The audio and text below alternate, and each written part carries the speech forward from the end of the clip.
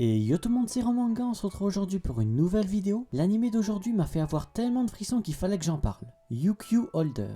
Konoe Tota est un jeune garçon de 14 ans qui vit dans une ville de campagne et qui souhaite rejoindre la capitale pour monter tout en haut de l'immense tour, si haute qu'elle est visible depuis chez lui. Pour pouvoir y accéder, il doit battre sa professeure Yukihime dans un combat, mais c'est évidemment impossible, car celle-ci maîtrise la magie, et ce n'est pas donné à tout le monde de la maîtriser. On peut utiliser la magie via des téléphones, mais il faut acheter les sorts, ce qui équivaut à peu près 100 000 yens. Yukihime est une vampire qui a vécu 700 ans et qui a adopté Tota dès son plus jeune âge, car ses parents sont morts dans un accident de voiture. Mais la vérité est tout autre. Ses parents l'ont donc confié à Yukihime qui se trouvait non loin d'eux à ce moment-là. Tota a parfois des visions d'une certaine personne lui disant de le rejoindre tout en haut de la tour. C'est son objectif et sa motivation. Il préfère garder ça pour lui. Un jour, alors qu'il alla se battre contre Yukihime, il tomba sur ses amis inconscients et Yukihime blessée. Elle était attaquée par un chasseur de primes car Yukihime vaut 600 millions, comme c'est une vampire très recherchée. Il décide de les aider mais subit une blessure mortelle et voit sa fin venir. Yukihime en profite pour tout lui dire sur elle. Après avoir appris la vérité, comme quoi celle-ci était une vampire, il décida de boire son sang et de devenir immortel comme elle. Après s'être régénéré et obtenu une puissante force, il gagne le combat. Après que la vérité sur Yukihime éclata, elle et Tota partirent pour la capitale en direction de la tour.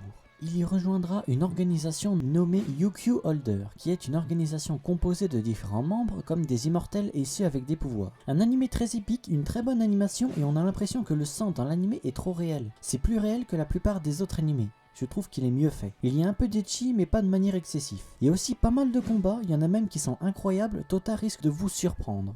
L'opening et l'ending enjaillent beaucoup, ça n'a rien à voir avec l'ambiance de l'anime. On croirait que les événements qui s'y passent sont mignons et tout. L'anime a 12 épisodes, sorti en 2017, et un film qui sert de préquel à l'anime qui est sorti en 2011, mais personnellement je l'ai pas regardé, on peut s'en passer. Et puis 2 OAV qui ne font pas suite à l'histoire principale, c'est une histoire différente, tranquille. Il touche pas en genre action, comédie, ecchi, fantasy, shonen, et pour thème combat, harem et magie. L'anime est disponible sur Wakanim. Pour ceux qui se demandaient s'il y aurait une éventuelle saison 2, eh bien je ne suis pas sûr, mais vu que le manga est encore en cours, ce n'est pas impossible, parce qu'il faut que le manga ait une certaine avance pour une suite, donc pas impossible. Le manga a 24 tomes de disponibles, dont 22 en français. Il est encore en cours, le tome 23 sortira le 17 février 2021 chez les éditions Pika. Si ça vous intéresse, il y a un animé alternatif où on suit l'histoire du grand-père de Tota, un animé de 2005. Bon et bien voilà, nous arrivons à la fin de la vidéo, j'espère qu'elle vous aura plu. N'hésitez pas à liker et à vous abonner, ça me ferait plaisir et ça m'aiderait beaucoup. N'hésitez pas aussi à mettre des commentaires pour me dire ce que vous avez pensé de l'anime. Sur ce, moi je vous dis à plus pour une prochaine vidéo.